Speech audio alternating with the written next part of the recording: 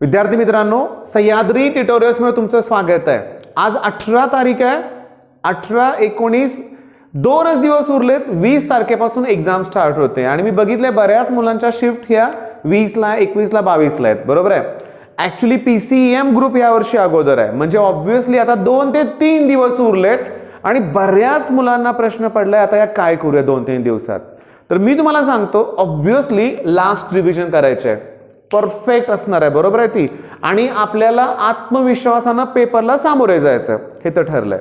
Main point काय की पण सगळ्यांची स्ट्रॅटेजी कशी काय सेम असू शकते।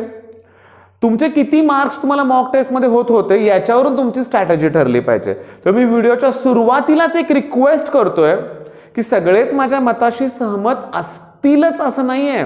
मी जे सांगतोय ते सगळ्यांनाच आवडेल, हा योग्य असं वाटेल असं पण नाही, प्रत्येकाची मतं वेगळी असतात। मी व्हिडिओच्या सुरुवातीलाच सांगतोय। आता माझा प्लॅन काय आहे बघा, अप टू 80 स्कोर होतोय, त्याच्या पुढे जातच नाहीये अशी बरीचशी मुलं आहेत। बरीचशी नाही, लाखो आहेत। लाखो म्हणजे कळतंय ना, जास्तीत जास्त मुलं आहेत की ज्यांचा स्कोर 80 पर्यंत कसा तरी जातोय किंवा त्यापेक्षा कमीच आहे। 80 ते 100 होतोय स्कोर अशी सुद्धा हजारो मुलं आहेत, ओके। पण 100+ म्हणजे 100 to 120 आणि 120+ अशी मुलं खूप कमी आहेत। म्हणजे जर बाळांनो तुमचा स्कोर 120+ होतोय या स्टेजला, 100 जाऊन 120 क्लोज जरी असेल, 110 115 असेल, तर तुमच्यासाठी आजचा हा व्हिडिओ नाही आहे बाळांनो। तुम्ही बेस्ट आहात, लक्षात घ्या। 120 स्कोर करताय ना, म्हणजे तुमच्या सगळ्या स्ट्रॅटेजी बरोबर आहेत।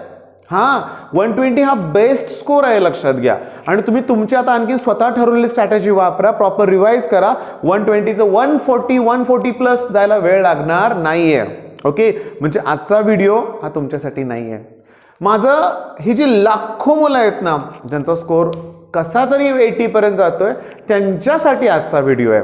मी तुम्हाला खरं सांगू का, साताऱ्यात माझे ऑफलाईन क्लासेस आहेत। जी साताऱ्यातली मुलं आहेत त्यांना माहिती आहे की मी कधीच माझ्या क्लासच्या रिझल्टची ऍड करत नाहीये।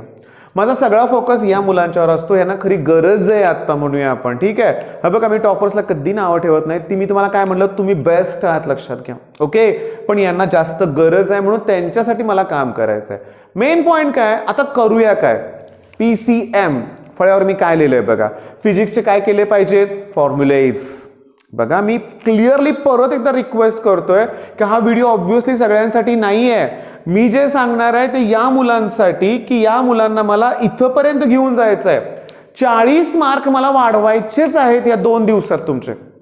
मग काय केलं पाहिजे असं वाटतं तुम्हाला? फिजिक्सचे सगळे फॉर्म्युलेज केले पाहिजेत, ओके, रिवाइज केले पाहिजेत। केमिस्ट्रीचे रिॲक्शन्स केले पाहिजेत, न्यूमेरिकल्स केले पाहिजेत, मॅथ्सचे इझी टॉपिक केले पाहिजेत, ओके। आता मी थोडंसं शॉकिंगली सांगणार आहे काय बघा, हे करायची काही गरज नाही आहे।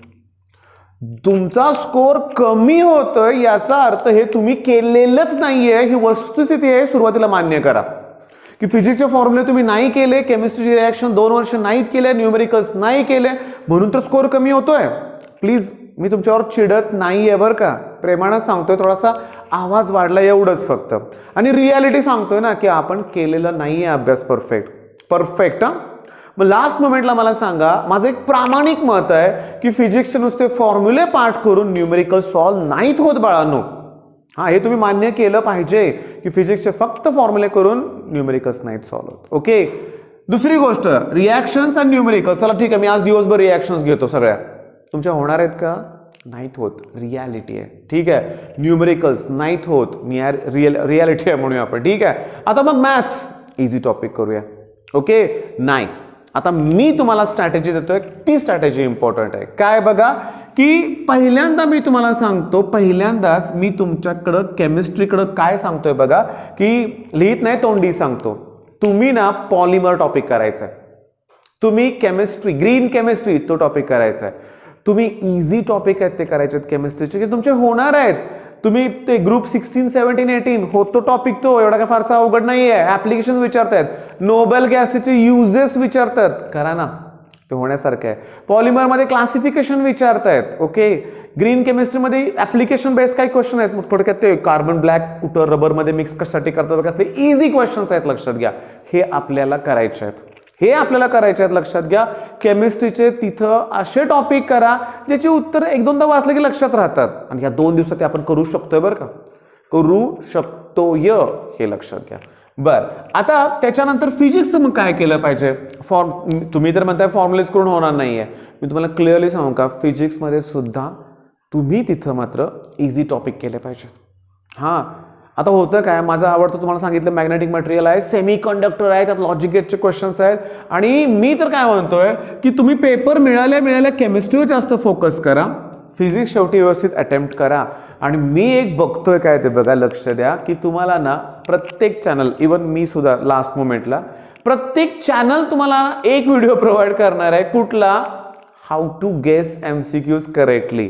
पण मी तुम्हाला सांगू का, अक्षरशः ना लाखो मिलियन मध्ये त्याचे व्ह्यूज होतात. तुम्ही जर तुक्का कैसे लगाय असा हिंदीमध्ये एखादा व्हिडिओ बघितला ना, तर मी बघितलाय 8.4 मिलियन व्ह्यूज होते. याचा अर्थ लास्ट मोमेंटला सगळेच तिकडे जातात की गेस कसे करायचे MCQs. मी म्हणतो ती नंतरची वेळ आहे, आता तरी आपल्याला 2-3 दिवसात तिकडे जाऊ नका, MCQ गेस करण्याची प्रॅक्टिस करू नका, तुम्ही थोडेसे रिव्हिजन वाढवा. ओके, बरं, म्हणजे मेन काय, केमिस्ट्री मी तुम्हाला सांगितलं सोपे टॉपिक आहेत. फिजिक्समध्ये तुम्हाला तसंच करायचं आहे की टिपिकल टॉपिक मधले बघा, न्यूमेरिकल शिवाय गत्यंतर नाही आहे, पण तुमच्याकडून ते व्हायला पाहिजे, टॉपिक तसे छोटे पाहिजेत. मग 11th स्टँडर्डच्या टॉपिककडे दुर्लक्ष करू नका. आता मॅथ्समध्ये काय केलं पाहिजे, मॅथ्समध्ये मला स्कोर इम्प्रूव्ह करायचा आहे. मी तुम्हाला सांगतो, नीट लक्ष द्या. मॅथ्समध्ये डेरिव्हेटिव्हचे ऑलमोस्ट 4 प्रश्न तरी असतात बरं का, लक्षात घ्या.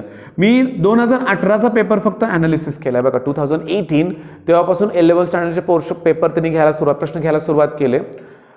AODचे ऑलमोस्ट 3 तरी क्वेश्चन असतात, इंटिग्रेशन टोटल 5 क्वेश्चन असतात, म्हणजे झाले किती रे, ऑलमोस्ट 12 क्वेश्चन. आणि खरोखर 10 ते 15 प्रश्न हे असतात डेरिव्हेटिव्ह, ऍप्लिकेशन ऑफ डेरिव्हेटिव्ह आणि इंटिग्रेशन कंप्लीट बरं का. आणि लास्ट इयर मी बघितलं एका शिफ्टमध्ये डिफरन्शियल इक्वेशनचे सुद्धा 5 प्रश्न होते. मग टोटल झाले किती प्रश्न, 17. आणि मला माहिती आहे या लेवलपर्यंत ज्यांचा स्कोर होतोय ती मुलं हे टॉपिक स्किप करतात. रिझन काय, माझं बेसिकच कच्चं आहे, माझे फॉर्म्युलेज पार्ट नाही आहेत, मला ते अवघडच वाटतंय. आणि ही मुलं बघा, मॅथ्सचा पेपर आहे, याचा अर्थ ही मुलं इंजिनिअरिंगला जाणार आहेत, मॅक्स टू मॅक्स मुलं, जास्तीत जास्त मुलं इंजिनिअरिंग प्रेफर करणार आहेत. मग इंजिनिअरिंगला जाताना M1 M2 M3 आहे, हे स्किप करून चालणारच नाहीये. मग आता माझा रोल काय असणार आहे, लक्षात घ्या की ह्या 2 दिवसात मी तुम्हाला सांगतो, मी डेरिव्हेटिव्ह, AOD, इंटिग्रेशन याचे व्हिडिओ प्रोव्हाइड करणार आहे. तुम्ही चॅनलला सबस्क्राईब करून ठेवा. व्हिडिओ मिळाला की मित्रांमध्ये शेअर पण करा. तुमच्या मित्रांचा स्कोर इथपर्यंत होत असेल तर त्यांच्यापर्यंत हे व्हिडिओ पोहोचले पाहिजेत.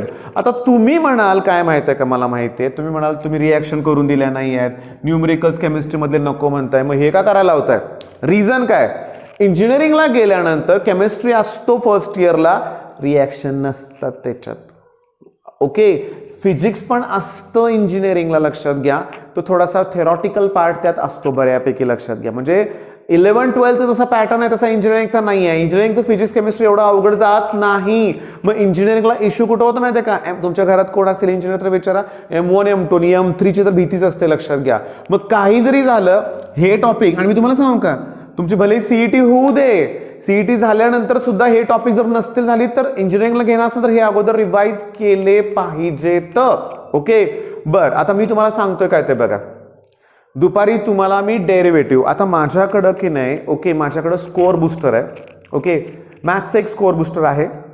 मी काल चेक केलंय की डेरिव्हेटिव्हचे एक 109 क्वेश्चन्स आहेत, ऍप्लिकेशन ऑफ डेरिव्हेटिव्हचे ऑलमोस्ट तसेच आहेत, पण आता डिलिटेड पार्ट बराच आहे त्याच्यात, इंटिग्रेशनचे क्वेश्चन्स आहेत. मी तुम्हाला सांगतो सगळे क्वेश्चन मी घेणार आहे, मोठं लेक्चर असणार आहे डेरिव्हेटिव्हचं दुपारी. पण तुम्ही काय करायचं आहे, लक्षात घ्या की ते सगळे क्वेश्चन सॉल्व्ह करायचे आहेत. हां, खूप फास्ट मी घेणार नाहीये, मी ट्रिक सांगणार आहे. डेरिव्हेटिव्हला बिलकुल घाबरू नका, पण तोपर्यंत दुपारपर्यंत ना बाळांनो तुमचे फॉर्म्युले तरी आले पाहिजेत. निदान साइन एक्सचं डेरिव्हेटिव्ह कॉस एक्स आहे एवढं तर आलं पाहिजे, ते करणं गरजेचं आहे. तुमच्या लक्षात आलंय. मग काय आपली फायनल स्ट्रॅटेजी सांगा की आपल्याला 80 to 120 कडे तर जायचंच आहे, ऍक्च्युली 120 प्लसच पाहिजे, टार्गेट मोठंच ठेवायचं आहे आपल्याला. बरं, त्यासाठी आपल्याला खरी हेल्प कोण करणार आहे, मॅथ्स करणार आहे, ही रियालिटी आहे. आणि केमिस्ट्री आणि फिजिक्स मी तुम्हाला काय सांगितलं, ह्या गोष्टी अशा 2 दिवसात करून लक्षात राहण्यासारख्या नाही आहेत. पण मी आहे म्हणून मॅथ्स होणार आहे असं नाही बरं का, तुम्हाला करायचं आहे. मी देईन की सगळं डाटा, म्हणजे तुम्हाला सगळ्या गोष्टी इझिली प्रोव्हाइड करेन, म्हणजे इझी मेथडनं तुम्हाला प्रोव्हाइड करेन. ओके, आणि जगदाळे सरांच्या चॅनलवरती 3D line pen, trigonometric function ह्याचे CETचे कितीतरी व्हिडिओ आहेत बाळांनो, ते पण तुम्हाला बघायचे आहेत, कारण मला या विषयातच तुमचा स्कोर इम्प्रूव्ह करायचा आहे. आता मी जस्ट तुम्हाला सांगतो, माझ्याकडे 2 स्टुडंट होते, आपण A आणि B म्हणूया बरं का, A आणि B. ओके, कोणाचं नाव नको लिहायला. फिजिक्स, केमिस्ट्री आणि मॅथ्स. बघा आता A हा जो स्टुडंट आहे की त्याचा फिजिक्सचा स्कोर 55+ होता, 55 होता, आणि Bचा समजा 50 होता, समजा बरं का. पण आता मी तुम्हाला सांगतो काय बघा, की नीट लक्ष द्या किती डिफरन्स आला बघा, की या स्टुडंटला मॅथ्समध्ये 32 मार्क्स मिळाले, मग टोटल झाले किती 87. मग त्याला साताऱ्यात KBPला ॲडमिशन घ्यावं लागलं. ओके, पण या स्टुडंटला 76 मार्क मिळाले मॅथ्समध्ये, मग टोटल 126, आणि कराड गव्हर्नमेंट कॉलेज ओपनमधून सिव्हिल इंजिनिअरिंग मिळालं.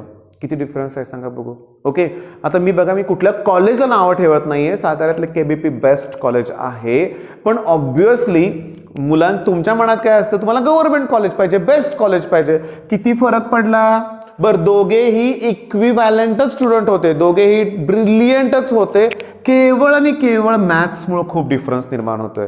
मग मी तुम्हाला रिक्वेस्ट करतोय की ज्यांचा स्कोर 80% होता ना, आपण शेवटचे 2-3 दिवस मॅथ्स मी घेतो, ह्याच्याकडे पूर्णच दुर्लक्ष करायचं असं नाहीये, इझी टॉपिक आहे ते करत राहायचं आहे, लक्षात घ्या. ओके, मग आता आजची स्ट्रॅटेजी, ओके, मी तुम्हाला जे दिले त्यानुसार मलाच काम करायचं आहे.